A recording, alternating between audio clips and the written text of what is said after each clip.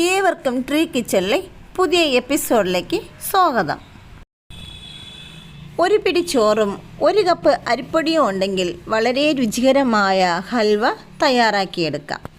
അത് എങ്ങനെയാണ് തയ്യാറാക്കുന്നത് നോക്കിയാലോ. ഇവിടെ ഒരു കപ്പ് ചോറെടുത്തിട്ടുണ്ട്. ഇതിലേക്ക് ഒരു കപ്പ് പത്തിരിപ്പൊടി ഇട്ട് കൊടുക്കാം. ഇതിലേക്ക് പകുതി തേങ്ങ ചെറുതായി മുറിച്ച് ചേർത്ത് കൊടുത്തിട്ടുണ്ട്. മണത്തിനായി 1 ടീസ്പൂൺ ഏലക്കപ്പൊടി ചേർത്ത് കൊടുക്കാം. അതിനുശേഷം ഉരുക്കിയെടുത്ത 1 കപ്പ് ശർക്കരപ്പാനി ഇതിലേക്ക് ചേർത്ത് കൊടുക്കുന്നുണ്ട്. ആദ്യം കുറച്ച് ശർക്കരപ്പാനി ചേർത്ത് ഇതിനെ നന്നായി ബ്ലെൻഡ് ചെയ്തെടുക്കാം.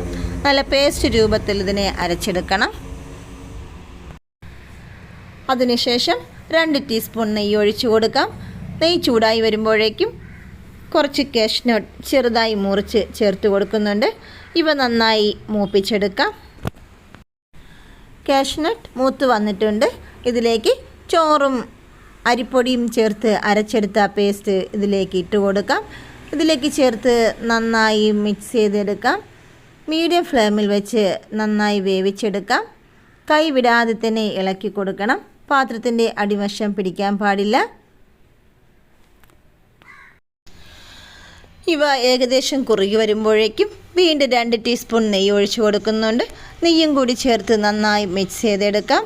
ഇത് നന്നായി വെന്ത് പാത്രത്തിൽ നിന്ന് വിട്ടു വരുന്ന പാകം വരെ ഇതിനെ മിക്സ് ചെയ്തെടുക്കണം. എന്നാൽ മാത്രമേ നല്ല രുചിയോട് കൂടിയുള്ള ഹൽവ ലഭിക്കത്തുള്ളൂ, നല്ല സോഫ്റ്റ് ഹൽവ ലഭിക്കുകയുള്ളൂ. ഇതാ ഏകദേശം റെഡിയായി പാത്രത്തിൽ നിന്ന് വിട്ടു വരുന്നുണ്ട്. ഹൽവ റെഡിയായി വരുന്നുണ്ട്. വീണ്ടും 2 ടീസ്പൂൺ നെയ്യ് കൂടി ചേർത്ത് കൊടുക്കുന്നുണ്ട്. ഇവയും കൂടി ചേർത്ത് നന്നായി മിക്സ് ചെയ്തെടുക്കാം. നന്നായി ഉരുണ്ട് ബോൾ രൂപത്തിൽ വരുന്നത് വരെ ഇതിനെ നന്നായി മിക്സ് ചെയ്തെടുക്കണം. ഇത് പാകമായി വരുമ്പോഴേക്കും ഇതിൽ നിന്നും നെയ്യ് തെളിഞ്ഞു വരും.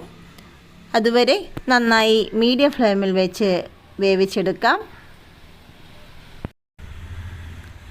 അങ്ങനെ വളരെ രുചികരമായ ഹൽവ റെഡിയായിട്ടുണ്ട്. ഇവിടെ കാണാൻ സാധിക്കും. ഇതിലേക്ക് ഒഴിച്ചു കൊടുത്ത നെയ്യ് ഒരു വശത്താക്കി തെളിഞ്ഞു വന്നിട്ടുണ്ട്. നെയ്യ് ഇതിൽ നിന്നും വിട്ടു വരുമ്പോഴേക്കും ഇത് പാകമായി. അങ്ങനെ വളരെ രുചികരമായ ഹൽവ റെഡിയായിട്ടുണ്ട്. ഇതിനെ വേറൊരു പാത്രത്തിലേക്ക് നെയ്യ് തടവിയ ശേഷം അതിലേക്ക് മാറ്റി കൊടുക്കാം. ഇവിടെ പാത്രത്തിൽ നെയ്യ് തടവിയെടുത്തിട്ടുണ്ട്. തയ്യാറാക്കിയെടുത്ത ഹൽവ ഇതിലേക്ക് ഇട്ട് കൊടുക്കാം.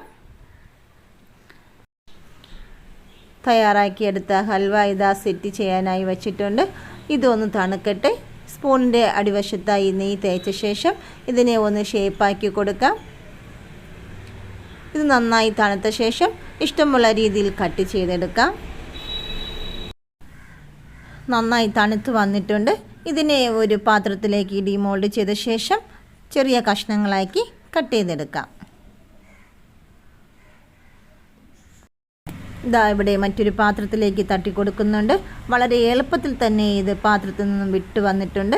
ഇതിനെ ഇഷ്ടമുള്ള ഷേപ്പിലേക്ക് മുറിച്ചെടുക്കാം.